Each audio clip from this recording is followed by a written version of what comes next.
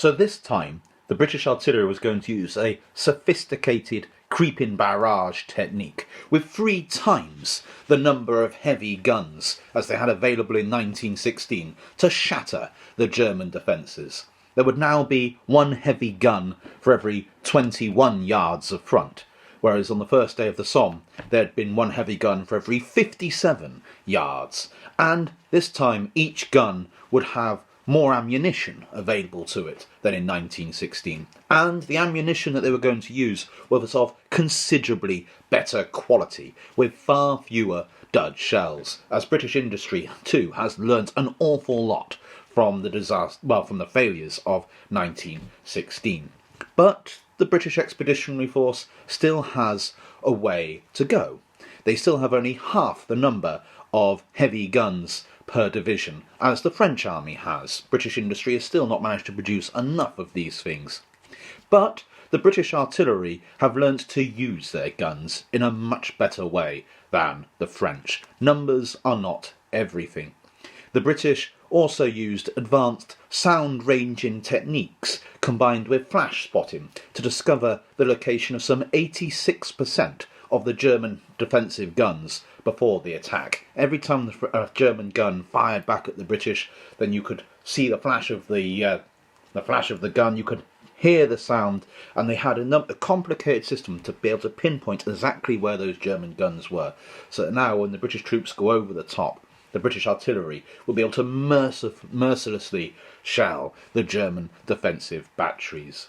But, as we said, despite these new techniques, numbers do help. Now, Allenby, Commander-in-Chief of the British Third Army, planned for a 3-day barrage. Haig, however, thinks that that's not going to be enough. He lengthens it to a 5-day barrage. To further help, along Vimy Ridge, the British dig 12 underground tunnels to allow troops to get close to the front safely and in secrecy. The British job was to draw German troops away, remember, from the French, and allow the French to break through. And so the Battle of Arras was on. On the 9th of April, at 5:30 a.m, the British troops go over the top. The German artillery positions are hit by poison gas, so that even if you don't kill the gunners, at least the gunners are forced to work in gas masks and hoods, which will slow them down from being able to feed shells into the guns. Machine gun and artillery fire hit German lines, while 40 tanks lead the assault. The Canadians take Vimy Ridge, while further to the south, the British 4th and 9th Divisions advance 3.5 miles in a day, the largest single advance on the Western Front by any army since trench warfare had begun. 36 German guns are captured. And the next day, on the 10th of April, the British continue to advance through the German lines. But on the 11th of April, the weather worsens again, grounding the British aircraft. But despite the lack of aerial reconnaissance, Allenby believes that the German army on Arras is beaten, and decides that now is the time to take greater risks, seeking greater reward. But his troops are exhausted, and just as Nivelle had hoped, fresh German troops have been pulled away from facing the French army to try and fight against the British at Arras. The British infantry had also managed to advance a considerable distance beyond the range of their supporting artillery. The British infantry had fought magnificently. Despite taking high losses, they had managed to take the German positions. But they can't push any further through, as battling on without the support of the heavy artillery, they find the task just too challenging, and Haig stops the attack to allow the heavy guns to be pulled up to allow a better, more organised attack to take place later. But Arras has been a success. The German reserves have been pulled away from the French. The French have their opportunity now to break through. And on the 16th of April, the French launch their attack, the Battle of Chamen-des-Dames. It's a disaster. The German wire is uncut. The German army is halted by the Aisne-Marne Canal, and the French tanks are too lightly armoured and struggle to cross trenches. The French tanks, although they've got some brilliant designs that look far more similar to a modern tank with their rotating turrets, unlike the lumbering British behemoths, they struggle to cross trenches. And one of the things that you'd have thought that the French engineers would have designed were tanks to cross trenches, like the British had.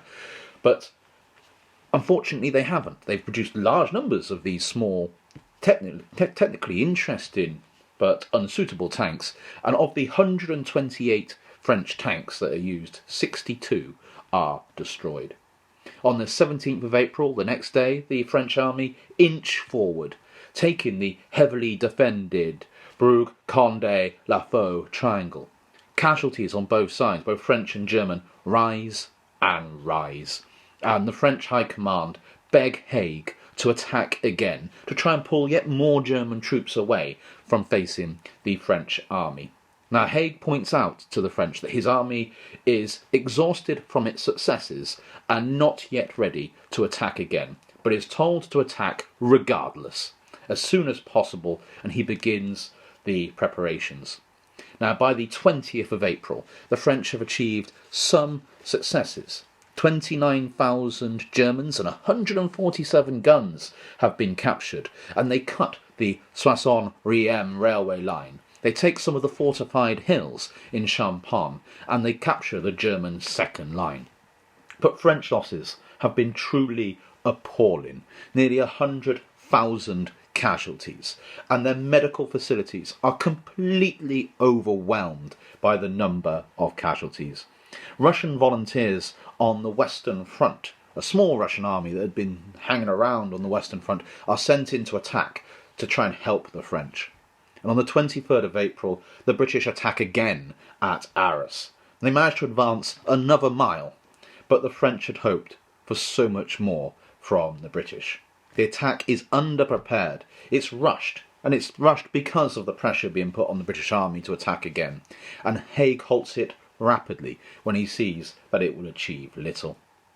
The French continue to attack, but unlike in the BEF, the French artillery and the French infantry work badly. The British have managed to master the art of getting the artillery and the infantry to work together, cooperating.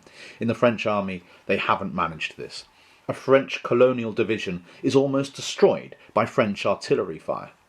On the 25th By the 25th of April, the French have suffered 271,000 casualties, and cruelly, all their high hopes have been dashed.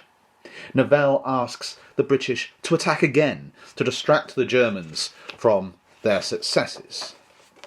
On the 3rd of May, the British army attack again as asked, but this attack is a disaster. British losses are high, and it's one of the truly black days of the war for the British. Haig halts the Arras offensive. Arras is over. A battle requested by the French, fought for the French. But the British had achieved a victory of sorts. But the French army is in deep, deep trouble. They had such high hopes, and the soldiers at the front knew that the men back home in factories were much better paid than those at the front line. French troops were also kept at the front for far longer than the British troops were. The British troops were constantly rotated along the front line. Some you'd spend time in the front, time in the rear, carrying equipment to the front, and then have rest days. The French army, however, kept you at the front. Also, there were French colonial troops defending the interior while the French troops went to the front line, and this led to an outbreak of some very unpleasant racist rumours. Stories spread that Vietnamese troops in the interior were coupling furiously with French women whose men were at the front.